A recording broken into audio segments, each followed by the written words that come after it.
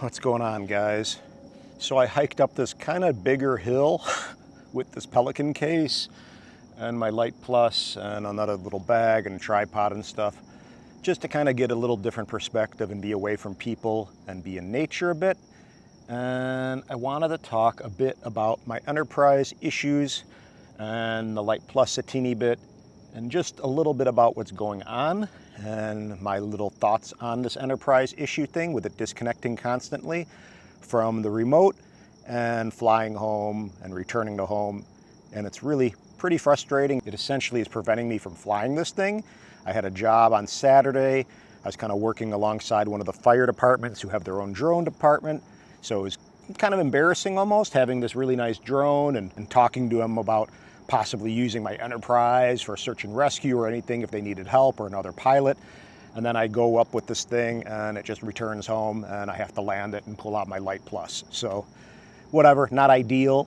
Couldn't use it on a job. And this just came back from Autel service. They apparently refreshed all the memory and firmware and reinstalled everything and said that they didn't have any issues.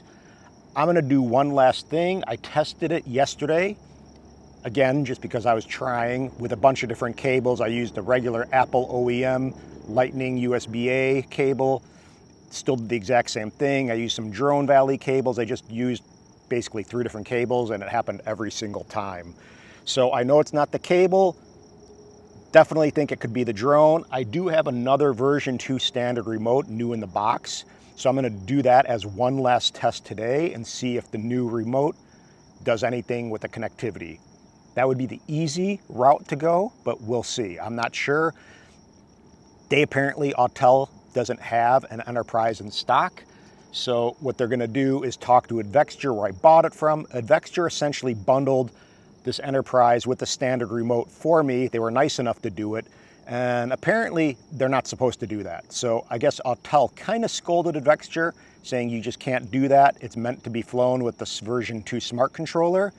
So I do possibly think there is something to be said with that. I don't think this Enterprise version 2 6K or version 2 drone, or the Enterprise drone I should say, works well or plays nicely with the standard remote. Maybe there is a reason why it's paired with the smart controller, but Autel told me yesterday that it shouldn't matter. You should be able to fly this thing with the standard remote with no issues at all.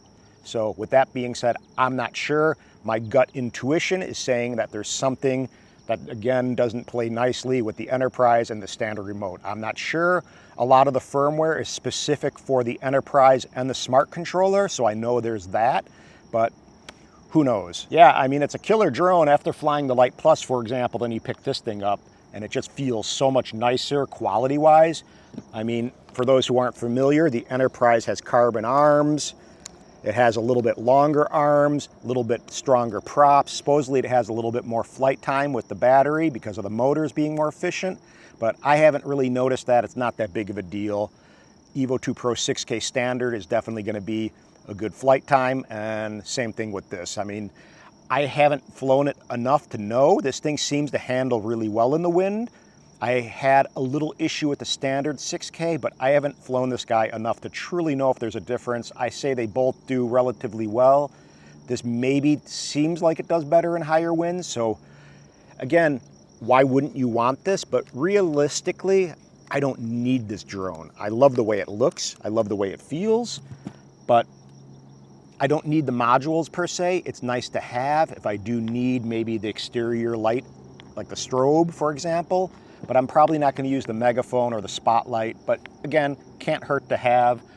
But if you are looking to get a drone without needing the Enterprise stuff, and especially if you're not looking into the smart controller, or that's not something that really intrigues you, definitely go with the Evo 2 Pro 6K standard on-the-go bundle, and I believe it's $2,500 now, which is crazy because I got mine brand new at B&H, the on-the-go bundle, for under $1,300. So if I would have known that then, I would have probably bought 5 of them.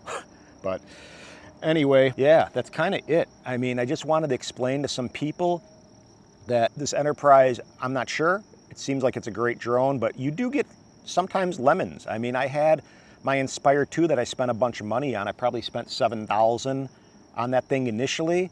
and I had nothing but issues with it. It was flying really poorly. I had a roll axis issue, and just never had a good flight with it. And I ended up sending that thing back to DJI, and they swapped out the X5S gimbal and camera. They swapped out the drone, and in the interim, they actually had a new firmware update, which is crazy because it's been almost 4 years or whatever more, and they came out with a firmware update that addressed a roll axis issue. So now I got a really great Inspire 2 that I'm stoked to have. It flies polar opposite night and day from the initial one that I had. So it could be the same thing with this. Sometimes you just get a shitty drone, and that's the reality of it. That doesn't work and doesn't fly well, or something's going on. So there are drones that may have an issue, and don't take it personally. I'm doing everything I can to try to troubleshoot this thing and see what's going down. I'll try my one last thing, which is the new remote, and see if that does anything different with the connectivity to this guy. Because essentially what it does, I'll put it up in the air, and basically by the time I say get to 400 feet, this thing disconnects. I have no control, no connectivity to the remote or the app, and that's it. It just flies back home, and gotta start with another drone like the Lite Plus. So that's kind of it for now.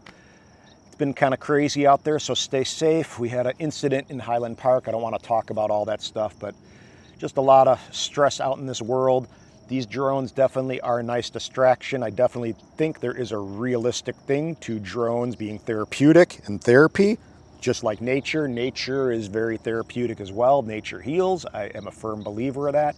But again, stay positive, stay hopeful, do your part in this world, be kind, and let's try to balance out some of this mess that's going on, because we don't want to be living in fear. Turn off the mainstream media, tune into what is really important, like family, your pets, drones, whatever it is that makes you happy. And really that's it, guys. For those who are new to the channel, this is basically a drone channel with a little bit of my caregiving journey. Sometimes I talk about my mental health. Sometimes we talk about iPhones or different apps.